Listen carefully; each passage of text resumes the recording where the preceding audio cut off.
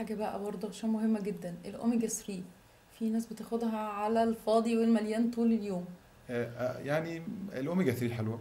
اه يعني هي خدت وضعها التسويقي بشكل اكبر من حجمها، لكن في الاول وفي الاخر هو زيت سمك مطلوب علشان يعمل البالانس ما بين انواع الاوميجا 3 انواع الاوميجا المختلفه، مم. ما بين ال 3 وال 6 وال 9. مم.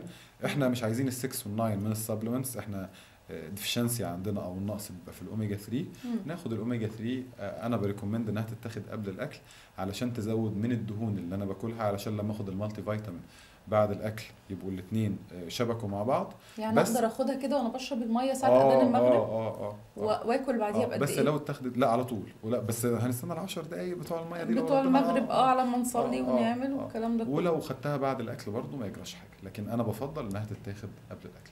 والله انا شايفه ان انا بفضل ان انت تكون معانا في حلقات كتير، عشان في رب حاجات كتير جدا محتاجين نعرفها من حضرتك طول رمضان.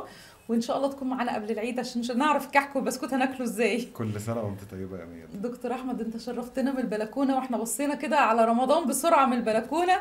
ويا رب دايما ايامنا خير وسعاده ومنورنا. ربنا يرزقنا حسن الصيام وحسن القيام، ويعيد علينا رمضان يعني أعواما عديدة وأزمنة مديدة، ويجعلنا في معيته دايما يا رب. كل سنة وانتم طيبين. وحضرتك طيب، صحه ربنا وسلامه. يبارك فيك.